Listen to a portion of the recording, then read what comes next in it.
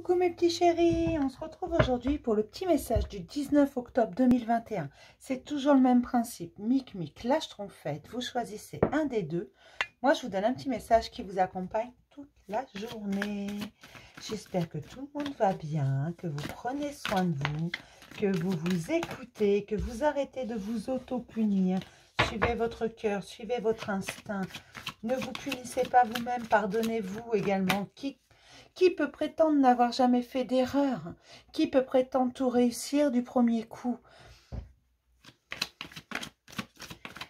Soyez bienveillant avec vous-même. Soyez indulgent. Vous arrivez à l'être avec les autres, pourquoi pas avec vous-même? Ok? Allez, on y va. On vous parle d'une grande réussite qui vient à vous si vous vous écoutez, si vous suivez votre instinct. Vous savez, quand une situation ou une personne hérisse votre poil, c'est qu'elle n'est pas bonne pour vous.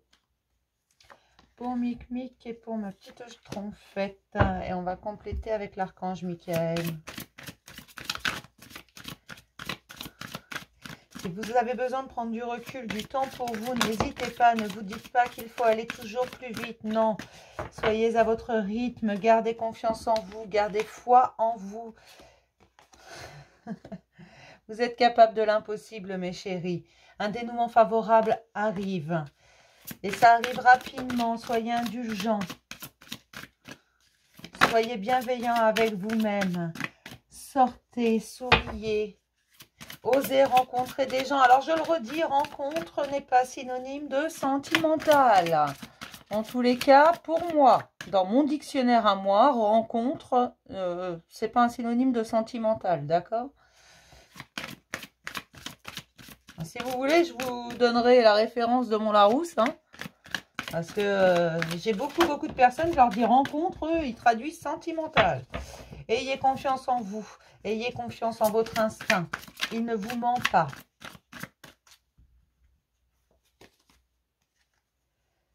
On vous dit que vous êtes constamment protégé, vous n'avez pas à douter, que les situations qui viennent à vous ont une raison d'être, et elles sont bonnes et justes pour vous.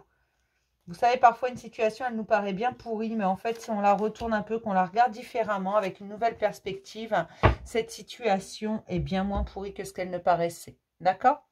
On commence toujours par Mic, c'est un principe de base sur cette chaîne, mais Mic, on vous dit que c'est vous qui avez créé les situations où vous avez l'impression, en fait, que tout est fermé, mais c'est vous qui avez créé ça, et vous pouvez ouvrir la porte. La porte, elle n'est pas fermée, elle n'est pas verrouillée. Vous avez juste à attraper la poignée et à l'ouvrir, tout simplement. C'est vous qui créez ce blocage. Il est en vous, c'est votre mental, si vous voulez. Les blocages dans votre vie, quand vous voyez, vous avez l'impression d'être dans l'impasse, que vous avez l'impression que plus rien n'avance.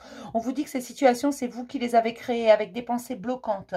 Il vous suffit de vouloir aller voir plus loin, d'avoir... Alors, je sais que c'est plus facile à dire qu'à faire. Certains vont me dire, oui, mais moi, j'ai envie, mais j'y arrive pas.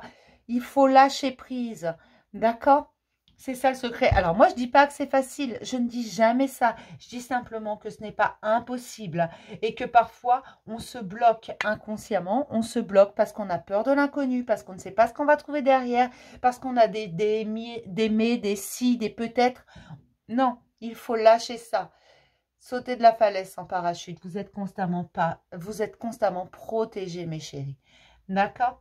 Et les portes, elles ne sont pas verrouillées. Elles peuvent paraître closes, mais ne le sont pas vraiment. Vous avez juste à les pousser. D'accord? Tout simplement. Vous avez le pouvoir de transformer les situations qui vous bloquent parce que c'est vous qui les avez créées. Avec vos inquiétudes, avec vos angoisses, avec vos peurs. Affrontez-les, vos peurs. Affrontez vos angoisses. Elles ne vont pas vous manger, hein? D'accord? Pour mes petites schtroumpfettes, mes schtroumpfettes, hein. On vous dit que l'amour, il est bien présent dans votre vie, même si vous avez l'impression que c'est le désert total. Mais attention, l'amour des autres, l'amour de l'autre n'est pas obligatoirement sentimental.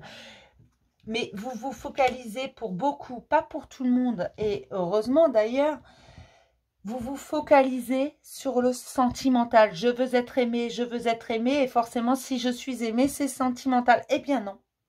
Eh bien non, il y a des tas de gens qui vous aiment.